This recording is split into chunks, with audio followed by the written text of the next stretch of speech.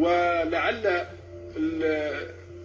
يبان مبالغ فيه، لكن حقيقي أن الدستور الأمريكي كتب خوفا من الجزائر، وهذه موثقة، وهذه المفروض تستحق أن يطرح عليها الضوء كليا لأنه موثقة، مصادر مذكورة عنها.